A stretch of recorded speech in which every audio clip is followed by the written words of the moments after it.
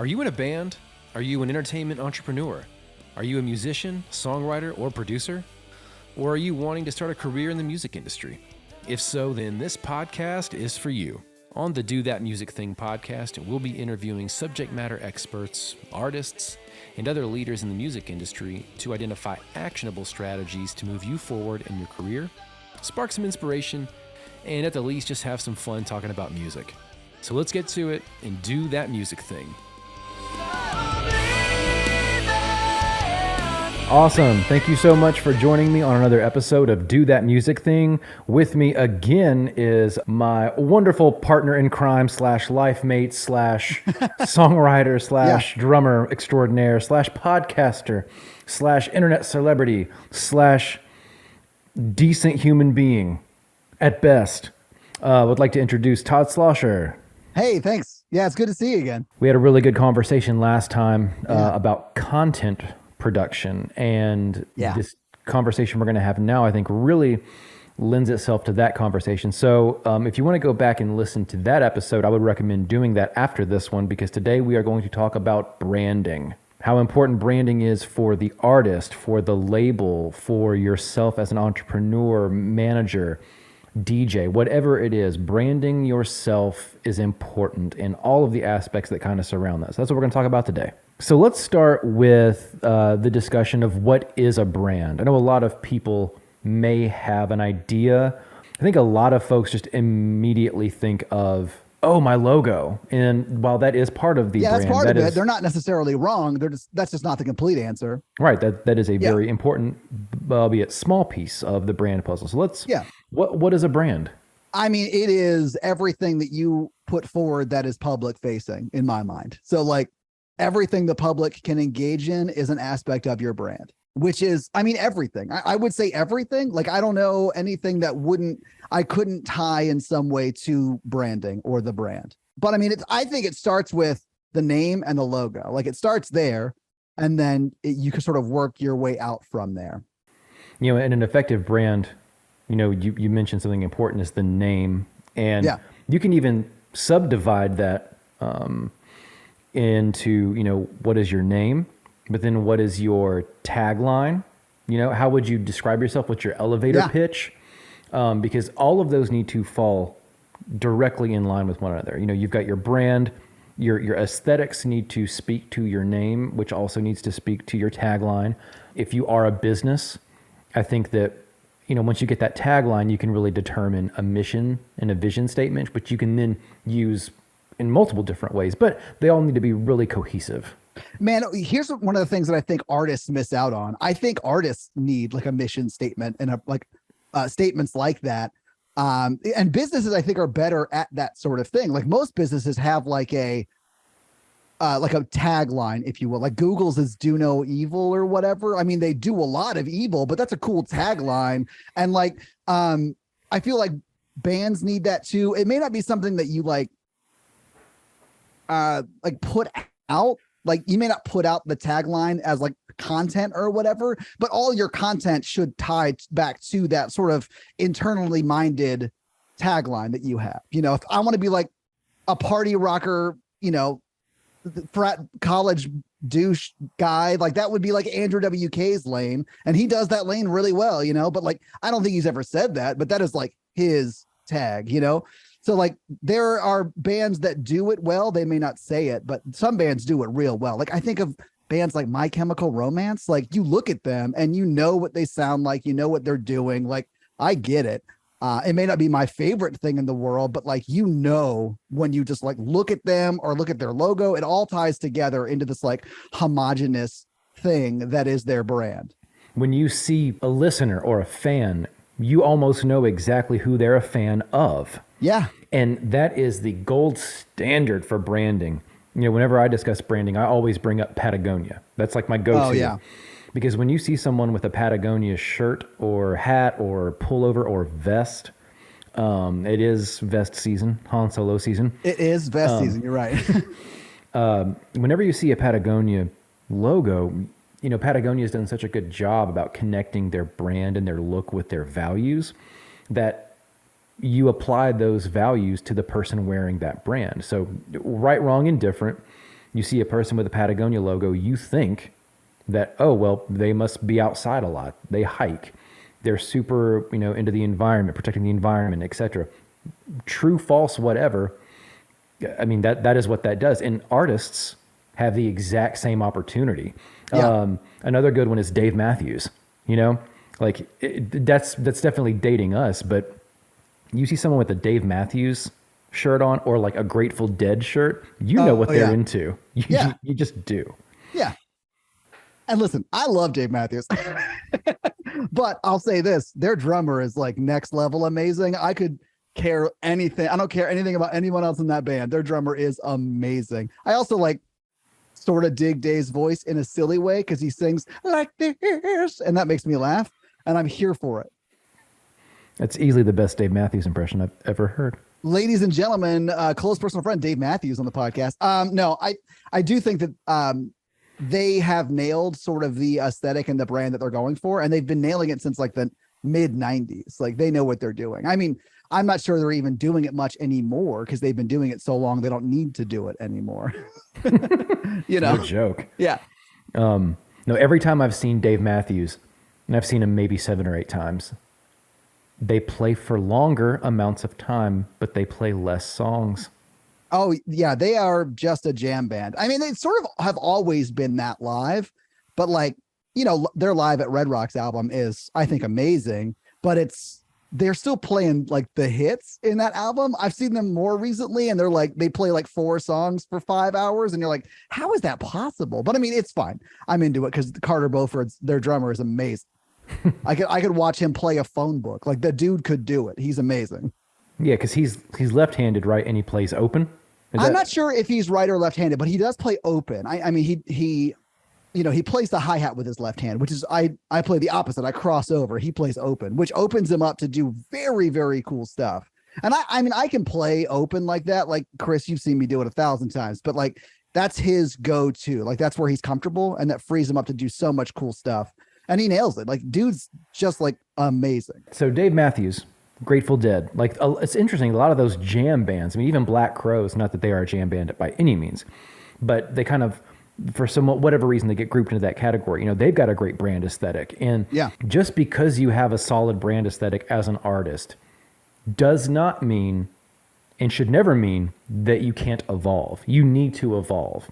I mean, look at Madonna as a version of that. Like when Madonna came out, she was like party girl fabulous. Like that was her brand. Like 80s party girl fabulous was her brand. And then she has changed her image like 9 times since then, but has always been true to like Madonna, like who Madonna is. She is which is all very like, I think, female empowerment, sort of like, I'm going to do things my way, no matter what anyone else says. To me, it's a shinier, girlier Alanis Morissette vibe, which I'm here for. Like Madonna's great at reinventing herself, but it all sort of ties into that, I think, internal branding of, females can do whatever they want and let's do it. Like that sort of brand. And I'm here for it. Yeah. She's held on to that core message that she started with, and just expanded it. And what's great is that means that you get to keep all the fans you've made here, but you get to make even more here, and you just get to add and you add and you add on. Because the Madonna that I think I connected with was Bedtime Stories into like Austin Powers soundtrack. That is like, honestly, go back and listen to Bedtime Stories. Album is a freaking banger. There are so many good tracks on that record. I don't connect with 80s Madonna. Me either. I do connect with Bedtime Stories, Austin Powers Madonna. That is the Madonna that I connect with. So just know that too, that you're going to be able to grow and expand your brand. And, not just artists do this. Clearly great brands do this as well. I mean, go look at Apple. They've reinvented themselves a few times. All the major car manufacturers have done this. Even brands like Nike and Adidas, they've done that. So take cues as an artist, take cues from outside the industry. See what other brands are doing. Think of the brands that, you wear. That's a good place to start. The brands that you wear or the brands that you engage with. See what they're doing, because that kind of inherently is value overlap with what you are and the people that you want to connect with, right? Yeah, absolutely. So let's talk about, now we've kind of defined what a brand is. Let's talk about, how to actually go about doing that. What is the best means forward? Yeah, absolutely. So what would you start with, Chris? I know we've done this a few times with various bands that we've been a part of, and also like various companies we've started or helped people start. So what do you like to start with when you're building a brand? Branding is one of my favorite things in the world to do from like a marketing perspective. So I personally brand building love is it. a lot of fun. I think it is. It's a lot of brainstorming and just like really like honing in on what you want to achieve. And that's like, those are fun conversations to have. Totally. And to kind of go back to our conversation we had last time about content, keep everything that you brainstorm, because that is potential content later on. But it starts with the brainstorm. That is where the branding process starts. And let's start with a name, right? So what is your name as an artist? What is your name as a band? I'll use Blackwater James as a really good example, which is one of the bands that we were in historically. You can go find it on Spotify if you want to. Some of it sounds great. Some of it doesn't sound great. I'm proud of that stuff, but like, it's not the best music in the world, which is why we're not the biggest artists in the world. It's fine. It's great. Yeah. But like, that's why we're doing this now.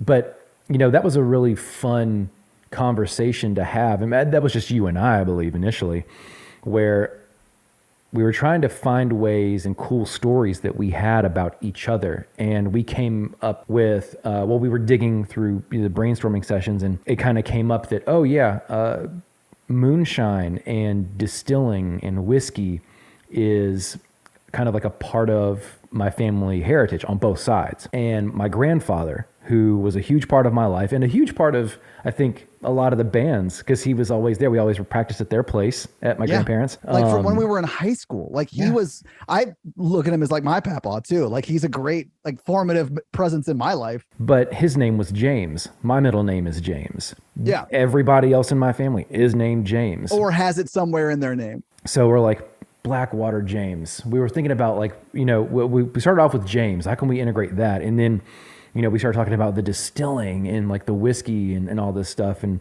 we were like, oh, well, it comes from a creek. And it was, my grandfather's job as a 6-year-old was to drive the truck full of jars from Stuck Creek Mountain in Knoxville into town. And it was night. So it was like, cool. Well, now we have this concept of like, there's water, there's darkness, there's blackness, then there's James. Like, well, that's a cool name. Let's put those together. Blackwater James. And that's kind of what we came up with. And we utilized a lot of stuff from like my family's past. On my father's side, they were German immigrants, and they started a distillery in Pennsylvania, Foust Brothers whiskey, Foust Brothers Distilling. And we was actually so used that distillery on some merch because it looked cool. Like I thought it was great. Yeah. There was a town grew up around the distillery, and they called it Foust Town. And we just so happened to have a picture of one of the like flyers of Foust Town. And we used that on one of our shirts. So like this whole and it really lended us well to do Southern rock. We were a rock band, but we got to open for, Southern rock bands and people like David Allan Coe. Yeah. So I guess the concept is that we were able to pull stories from our past. We were able to pull stories from each other and have that conversation. And that's where the brand started. So that's probably step one, is brainstorm, but be authentic. Pull stories out of each other. Find out, what are these really interesting aspects of your life that you can pull from to create a name or to create a brand aesthetic. So that would be step one in my mind. I agree. I think that you touched on it just a second ago, but when you said be authentic, like I think that is the most important thing, because you can't really keep up an act for your entire life. Kiss couldn't do it. Yeah, that would be very difficult. Now I'm not saying like a Kiss is a good example of being like sort of super out there and weird, especially like in the time when they started, like wearing face paint and stuff on stage was crazy. Like they were doing something very shocking to catch attention, and that does work. So like if that's something that you want to incorporate, feel free, have fun with it, but just make sure it's something that you can do night after night, all year, all decade, like something that you want to do a lot of, because it is something that you will have to do a lot. Absolutely. Yeah. And, once you kind of have that name or that theme down, move into the aesthetic piece, right?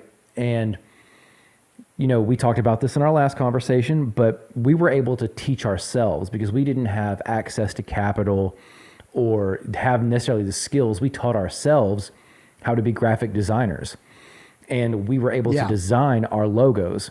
And granted, we kept them very, very simple on purpose.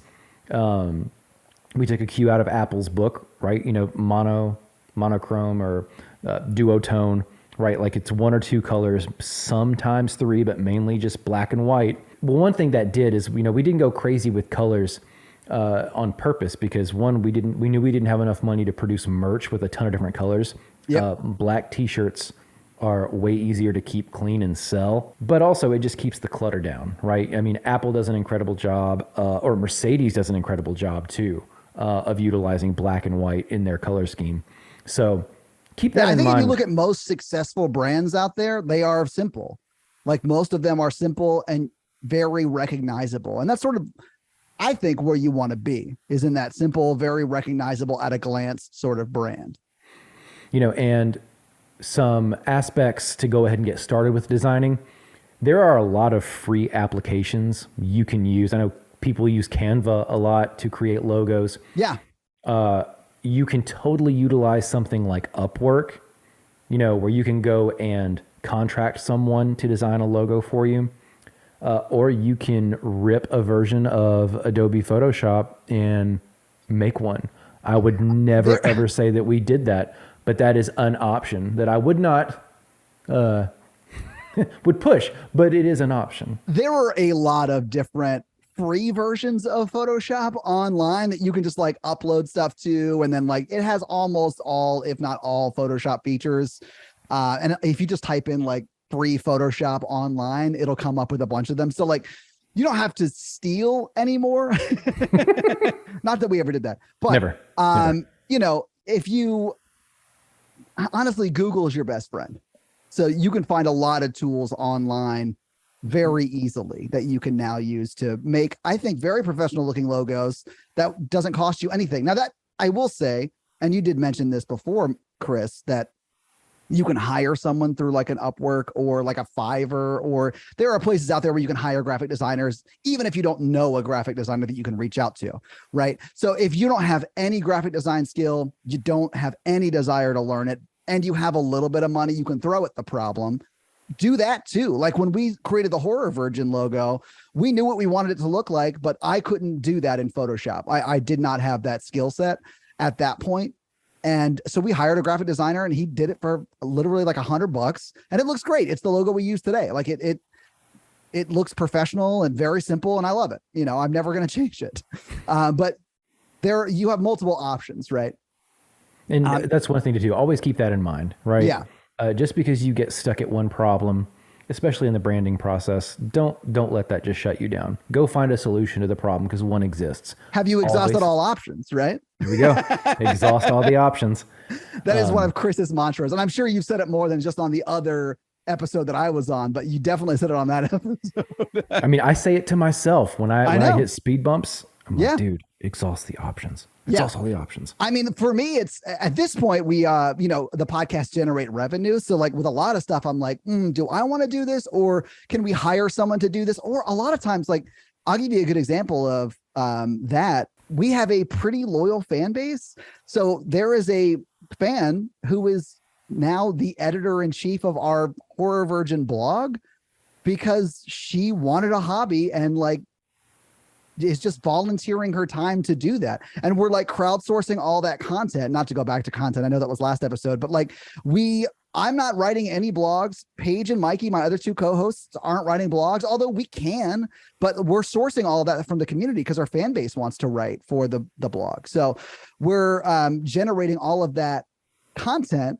And I want to refer to it as like SEO juice. And I know you know what I'm talking about, but that is like search engine optimization. So if someone types in horror podcast or even horror virgin looking for like Rocky Horror Picture Show stuff, like we will pop up higher in that Google search result because of the blog.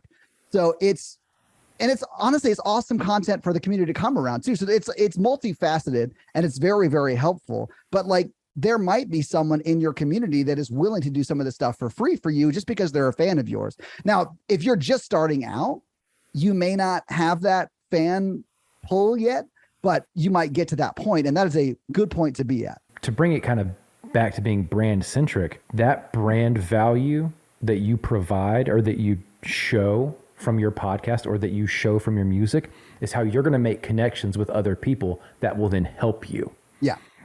Brand is all about value overlap. You know, where does the value that your service, that your music, what value does that provide, or can it show for people?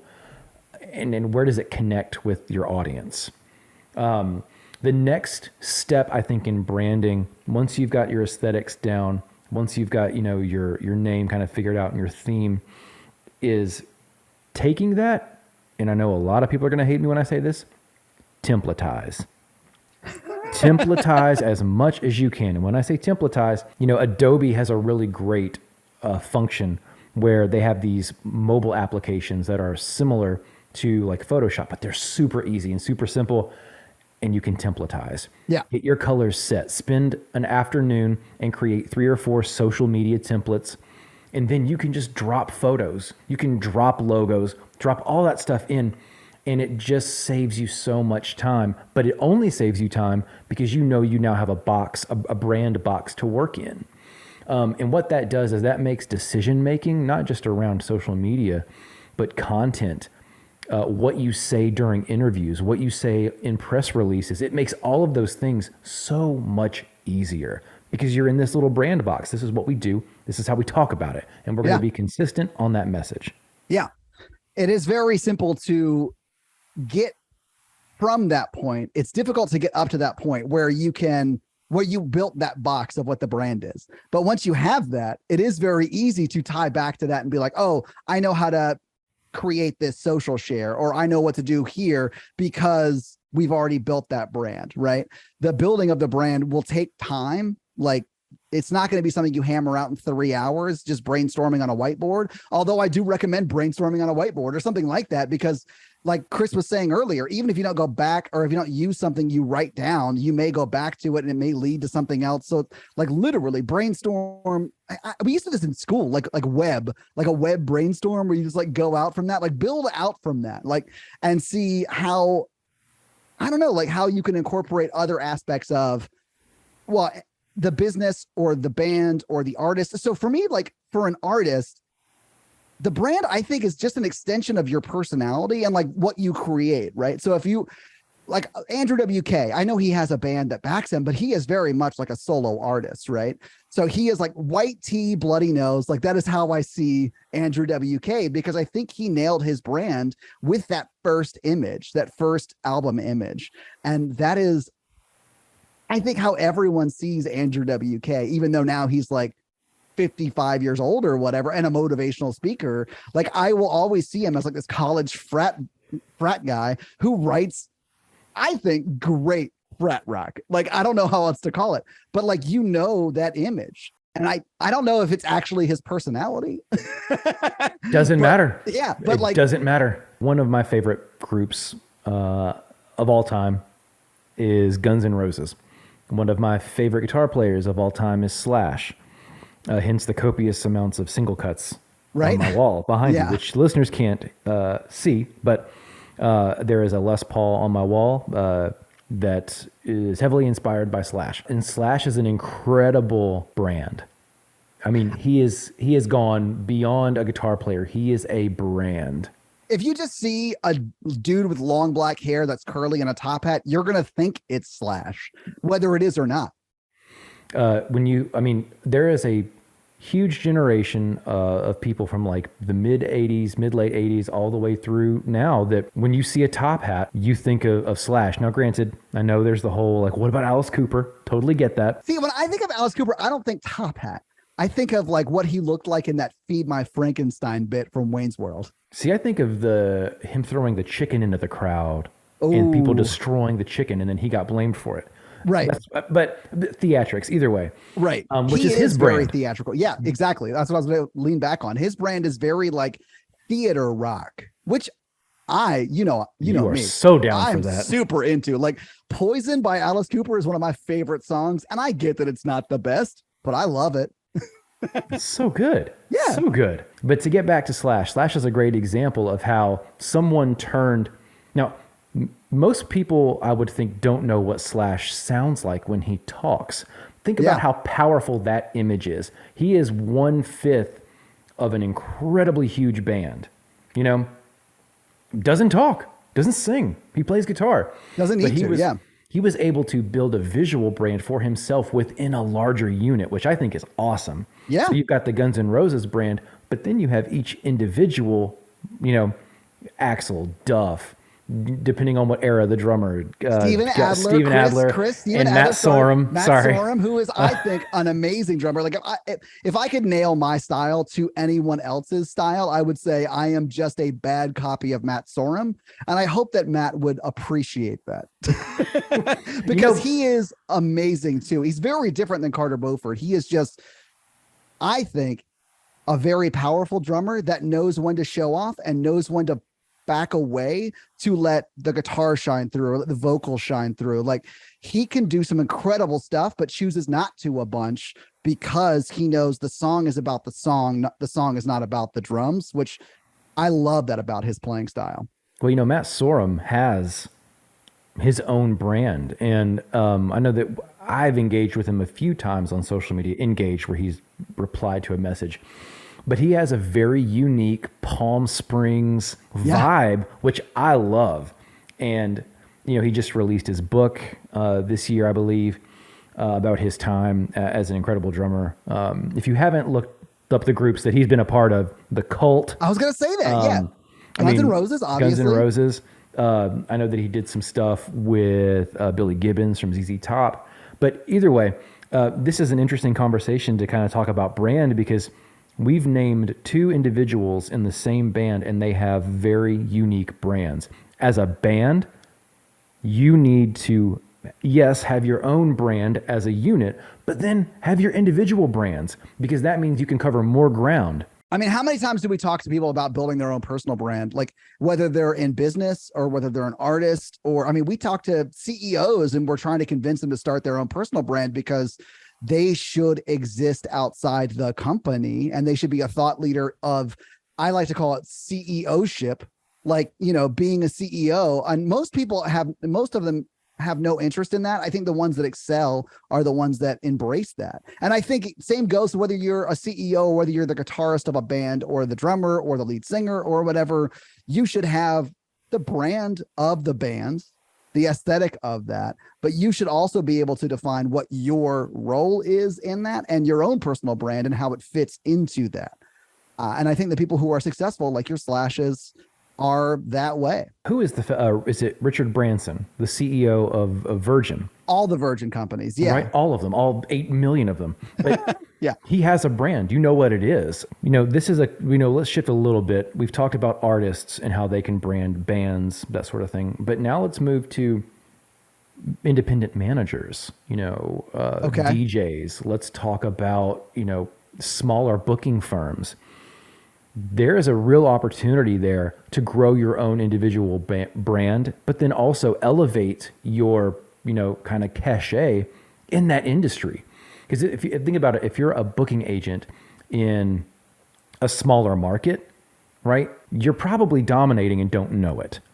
But now it's time to let other people know it. So start building that brand and start, promoting yourself as that subject matter expert. Yeah, absolutely. Like if you have the Lexington market locked down for rock bands, like you should have a brand that represents that, or like that is very clear when you look at that. and then you should start promoting that brand, right? I think of, was it Dungeon back when we were in my gosh, coming up? Dungeon Promotions. Yeah, Bonnie, right? Her name was Dungeon Bonnie. Like she crushed it at that. And I think I don't even know if she knew she was doing it, but she very much was like the rock booker promoter in Nashville, which sounds weird because Nashville's like country music city, right? But like Bonnie established herself as like, hey, if you're a regional rock band, you're going to do a show with me because I am the person you want to go with for rock music in Nashville. And she was like, she put on some amazing shows. She definitely gave us some huge opportunities opening for larger bands. When we were performing in Nashville, one of the easiest ways to really, get into the scene was to open for folks. Oh yeah. And she was the person that, because she kind of set her brand up to be that person, those bands coming through town would contact her, or she'd reach out to them for, a 2-day run in town. Yeah. And because she was the lady you went to, that's exactly what you need to do. That is a great example. I think that is now more important than ever. Cause I mean, back then MySpace was a thing, but like Facebook wasn't a thing. So like social media was a thing, but it like wasn't nearly as big as it is now. And MySpace, that was it, I think. I think it was like MySpace, like Friendster and stuff like that. Although I never had a Friendster, but anyway, like there weren't a lot of options for social media. Now there's, I can think of 3 big ones right now. And there are way more people on it than used to be. So like having that brand that is like searchable and then engageable, I think is super important, because whatever you're doing, whether you're songwriting, whether you're a band that's looking to book some bigger shows, whether you're a promoter that's looking to book some bigger bands, whatever you're trying to do, you want to be able to be findable from someone who's like typing into Google whatever you are, right? So like club promoter Nashville, Tennessee, like that sort of thing, right? Or rock club promoter Nashville, Tennessee. Like, because back in our day, Dungeon Promotions or Productions or whatever the name was would have been like one of the first ones that popped up. One thing that Bonnie did incredibly well, and that I think a lot of entrepreneurs in the music industry space don't do, which is a huge opportunity, is finding ways to expand your brand. And what I say by this is Bonnie was an incredible people person. She was lovely, just a super sweet human being, and would go above and beyond. But she kind of took that and she turned it into an award show that she did 4 or 5 years in a row. And that got tons of people out. It got the bands together, but it got them together and their fans together around her. She did not know she was doing this, I don't think. But she was just trying to be positive for the scene and, get everyone together. She was the kind of person who was like, I just want to give back to the scene because it's given so much to me. And she was very, very sweet. Like I could see her just doing this out of the kindness of her heart with no like business ulterior motive. Although I think she has a great business ulterior motive to want to do that, because it was like the Nashville musical Oscars. What are the Oscars for music? What is that? Grammys? You can tell it. Yeah, the Grammys. I don't care. Like, if the Grammys are just like ways for rich people to celebrate themselves, so are the Oscars. I don't pay attention. I don't care. But like, listen, it did bring, like, I think Bonnie did more to build a scene, a rock scene in Nashville than any other one person. I can think of another sort of promoter / bartender / I think music extraordinaire who I love, Benji. And I know you know what I'm talking about. Love Benji. But he also was, I think, on a similar level as Bonnie in sort of scene building and like just connecting people that he thought were talented and he enjoyed their music, and he brought them together. But man, those two people, I think, did a great job of building a scene here in Nashville. But they inadvertently built incredible brands, because both of us know Dungeon Bonnie and Benji. They have their own brands, and brands can be good, they can be bad, they can be eccentric. One person that built an incredible brand for themselves, speaking of Benji, also at the Rutledge, which is it's a venue here that we played at regularly, was Frank the Sound Guy. Are we going to talk negative brands? Is that what we're talking about now? No, eccentric brands. Okay. Eccentric brands. I liked Frank the Sound Guy, but that is largely because I listened to Frank the Sound Guy. Yeah. You know what I'm saying? You did as you were told. Yeah. Because I realized that if I want the sound guy to make my drums sound good, he's going to have to be in control of like the mic positioning, like the mix of the drums. Like his job is to make me sound good. It's not like, I'm just going to let him do whatever he wants to do. He, I think, got a negative rep around town because a lot of people like were very opinionated on where the mic needed to be so that their, orange amp sounded the best or whatever. And I get like, listen, I spent a lot of money on my drum set too, but I'm not the sound guy. And if I piss off the sound guy, he's going to care less about how I sound. Okay, yeah. Well, this is slightly off topic, but an incredible and important note for all musicians: let the sound guy be the sound guy. Yeah, right? Don't have control. Don't worry about keeping control. They can do it better than you can, and let them. Yeah. And honestly, even if you could do it better, you're not doing it that night. Your job is to be the guitarist or the drummer or the bassist or the vocalist or whatever. You do your job, let them do their job, because you can't do both the jobs. And if they hate you, they will, I don't say, some of them might go out of their way to make you sound bad.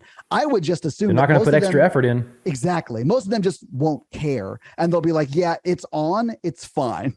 So, let's talk about that though. That also kind of comes back to brand, helping people, being someone that can connect folks is the biggest asset you have in the music industry, because that's all it is. It is making connections. Yeah. And when you hoard connections and when you don't connect people, why would anyone want to connect you? Yeah. Build bridges. And that is an incredible brand. And that is a huge part of branding, especially if you're a personal brand, like a promoter or a booking agent. Just get people together, make connections, make other people successful, and you will be successful. I know that's a cliche in business that, what is it? A rising tide raises all boats. But in the music industry, it's true. I can give you a good like podcasting example of that. So we have the Horror Virgin is, I think, a very successful podcast. It's usually one of the top film review podcasts, right?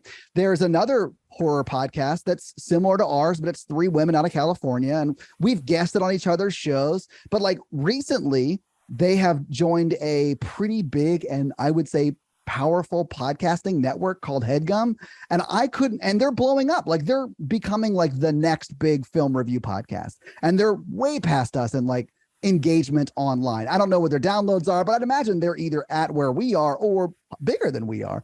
But there's no way that doesn't help me, because we have a 2-hour commercial in their podcast feed for our podcast when I guested on their show, so like them growing is only going to help us long term. And also like they're just great people, so like we're still friends. We chat, not every day, but like often-ish, I'll like respond to a story, or they'll respond to one of mine. Like that sort of engagement, that sort of friends, right? Yeah. Like we don't hang out. They live in California, but like they're good people. And I would imagine we'll guest on each other's shows more and stuff like that. So like if you're friendly and you're like helpful, people will bring you with them, whether they want to or not, on their growth journey, because you'll be a part of that growth for them, And it can be as simple as just being nice. Now, here's a lesson for all those musicians out there that are like sidemen, right? That you're like a hired gun. People will choose the better hang over the better player. Every time. They want a player that can play the notes and is fun to hang out with. They don't want a player that can play notes plus every other song in the world. They don't care about that. They want someone who they can spend 7 hours in a small Suburban with, like, like that's a reality of the job, is like, you're going to have to hang out with these people a lot. And yeah. So like you want to be in a band with someone who like you could hang out with at a Panera for 7 hours after you set up your gear, waiting to go on stage. You know what I'm saying? Like you want to be around people that are fun to be around. And that is 1000% affecting your personal brand. How you treat people is how they connect that with your name. Yeah. And that travels so fast, not just in the music industry, but in any industry. When you go get a job somewhere, like a traditional job, you put references down, right? And also in the age of social media, it's not hard to find out if someone is a nice person or not simply by Googling their name and seeing what pops up. Yeah. So always keep that in mind. So let's wrap up this conversation and let's talk about a little bit about 3 actionable things that someone can do to move their career forward in terms of branding. What are 3 things that someone can do today and take action? I think the first one is start brainstorming, whether it's with someone else. Like if you're in a band, bring the band together, start brainstorming. If it's with yourself, just like I do a lot of thinking when I'm in motion. So like if I'm having a bad day or whatever, I'll go for like a run or maybe even a walk if I'm like not feeling a run, or like I'll play my drums or whatever. But I do my best thinking then. I do a lot of brainstorming and like writing, not like music writing, but I'll come up with like ideas for songs that I want to write, and I'll just throw them in my notes app on my phone because I'm out for a walk or whatever. So if you're that kind of person, maybe like a whiteboard brainstorming session. You don't want to be like dragging a whiteboard down the street. That would be hilarious, but don't do that. But like maybe your notes app is where you start, but start that brainstorming session, whether it's with yourself or whether it's with your group, whatever that group is. Start that brainstorming session. I think that is the most important thing. And if you already have a name, you still need to brainstorm because a name is just part of it. A logo is just part of it. You know, you want to come up with the whole brand, what makes up the whole brand. Because once you've done that hard work, then you can, like you said earlier, you can sort of build all your content through that brand lens, right? And it makes doing that way easier.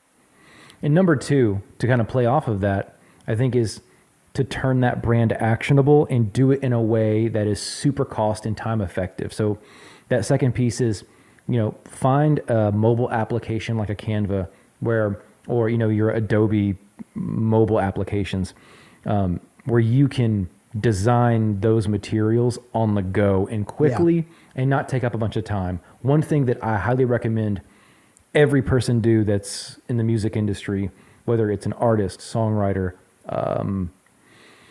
A&R, manager, booker, is have a Google Drive. Have a Google Drive. Yes. And you know what? You can put hashtags in an Excel sheet that, you know, I've got an Excel spreadsheet for the Foust band. I've got an Excel spreadsheet for my songwriting stuff with 20 or 30 rows of 5 to 10 hashtags where it's like, this one is songwriting hashtags.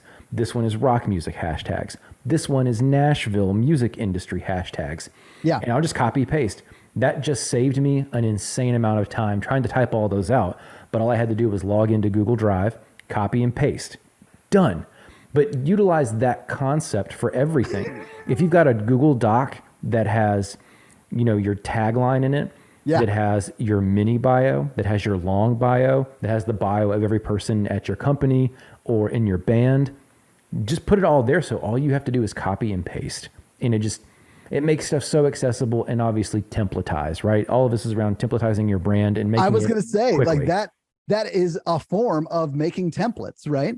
And that is, I think, a great actionable item as well. Like templatize as much as you can. Like I can't tell you how many times I'm creating social shares for the horror version where I literally will click on, I do some of it in After Effects because I want to have like the waveforms for the voice. It gets a lot more engagement on social media, but I have all of it already built. I just like double click on the After Effects file, the project file, and it loads. I drop in the image and the audio I want it to play. And then I select the source so that the waveform actually plays, you know, in tandem with the audio I have, and then it's done. Like that's all I have to do. And setting up that template took me 15, 20 minutes. It didn't take a super long time, but it takes me probably 3 minutes to make a social share now. And every time I make one, that's saving me like 17 minutes. You know what I'm saying? Like it's insane how much time that's saving me. So like do that as much as possible. Like lean on that brand, like let it help you. Totally. And once again, you don't have to be an artist to do this. Managers, especially if you're managing multiple artists, God, Google Docs is a lifesaver. Yeah. Well, we do a lot of co-writes with other artists, right? And we have like Google Docs set up for each different co-write we have, right? And I'm sure you have ones that are like, that live outside of me, you know, like with the other co-writes that you do and vice versa. So like I think that is super beneficial because then I can say, okay, well, last time we wrote with this guy, we did this. This is like the theme. Do we want to stay close to that? That kind of stuff. And just makes that so much easier because it's in a centralized location that honestly everyone has access to. And also to store audio, if you are emailing, it's a people. nightmare. And I remember when we didn't have iPhone. God, I remember when we didn't have iPhones, and we had to go from a laptop. But now I've got all of these audio files, not just music, but also things like radio stingers, right? Like you're listening to Chris, or like this is Chris from Foust, or this is Chris from Blackwater James. Yeah. That you can send to radio stations, online streaming, whatever. And just having that little extra piece can make you stand out. Like, oh, this person's super professional. And they'll play it. They will most definitely add it into, their radio promos. But had I not had that on my Google Drive and easy to send, I wouldn't have done it. It would have been a nightmare to try to attach that back in the day, but now I've got it. And, if I'm sitting somewhere for 6 minutes waiting for a coffee to come out, I can probably send 4 emails in a matter of time it takes for me to pay for my coffee and get my coffee. That's so wild. It's amazing to me how much easier things are right now. And like the people who I think are successful are the ones that are just willing to do it, or maybe know to do it. So, because some people I think would love to do the work if they know what work to do to make them successful. But like, I remember going to the post office with press kits that we printed out ourselves and spending like thousands of dollars, sending them to places all over like the US and like the UK. Like we did a whole like UK push and got our songs on the radio in the UK. And we did all of that like independently. Like it was, and all of that is so easy now because all you need is like an email address and then you send them either your electronic press kit or a link to your electronic press kit. It's so much easier and cheaper now. So like, just do it. Gary Vaynerchuk, who is one of my favorite like marketing motivational folks. If you are a musician or in the music industry, go follow Gary Vaynerchuk and just go back to the beginning of his content and just listen.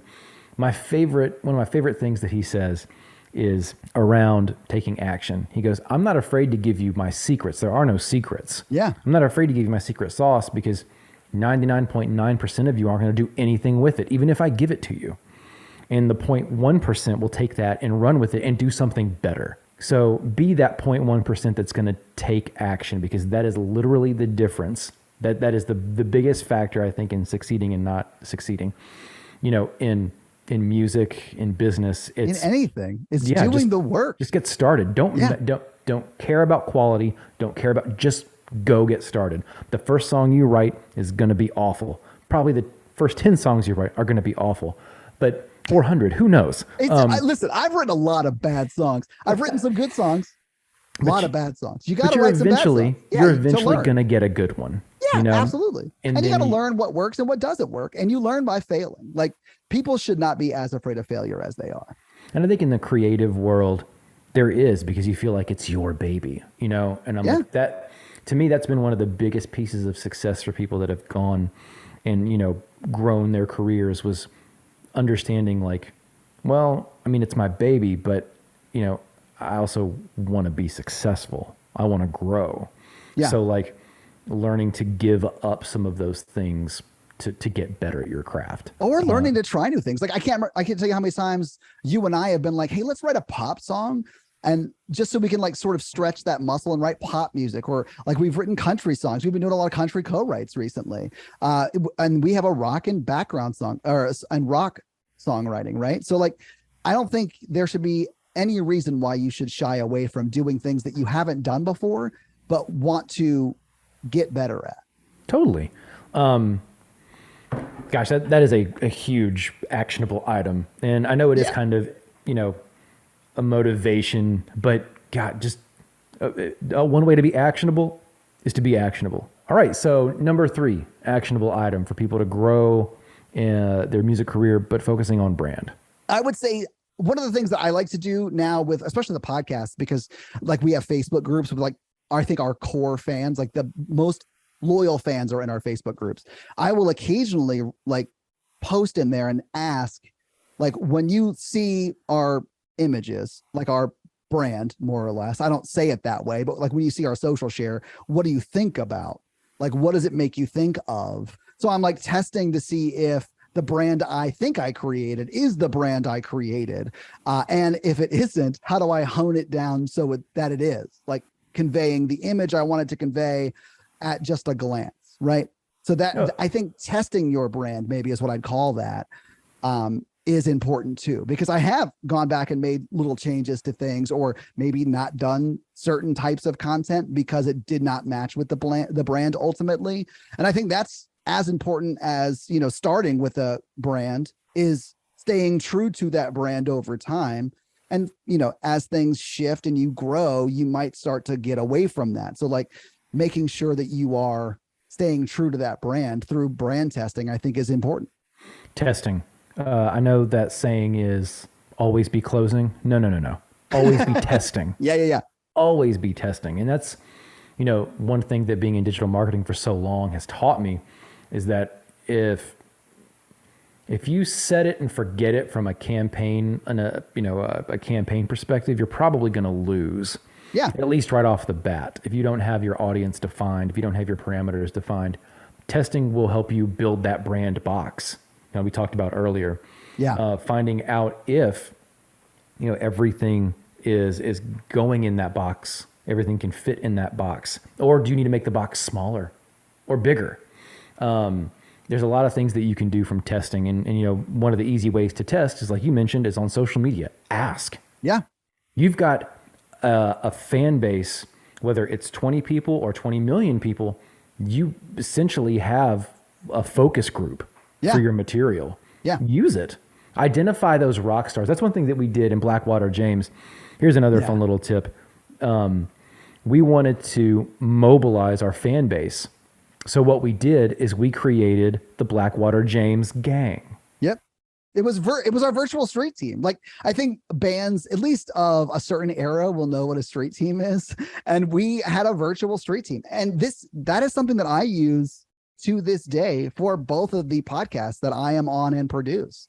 And I think that's a part of the success that we've had, is we have, I like to call them at this point, brand evangelists. Mm-hmm. Because we'll like literally send them merch if they'll do posts about it and stuff like that, and like talk to their friends and family about it and their social media circle about it. Like, that can be a very important aspect of growth.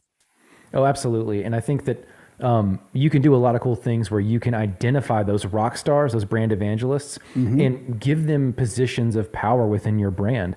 We identified folks in Ireland and in Scotland and in Germany and in France, and they helped us spread the word a ton, but we acknowledged them publicly and said, we are so excited to have, Trish in Ireland be our, Dublin Blackwater James gang, team leader.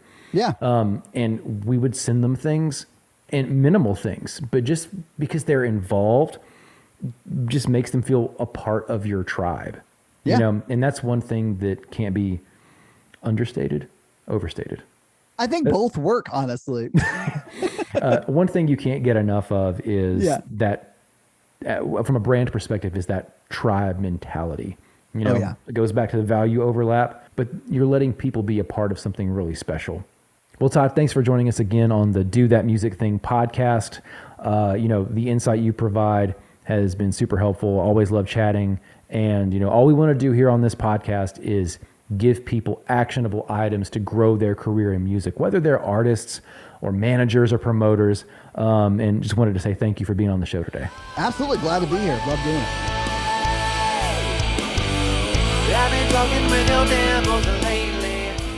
Thanks for listening to this episode of the Do That Music Thing podcast. To learn more about me, the host, Christopher Foust, you can catch me online at christopherfoust.com, on Instagram at chrisfaustmusic, or on Twitter at chrisjamesgtr. If you'd like to be a guest on the Do That Music Thing podcast, please feel free to email me at chrisfaustmusic@gmail.com. If you're a fan of the show, head on over and leave us a 5-star review. Thanks for listening. I'm Chris Faust. Let's go do that music thing.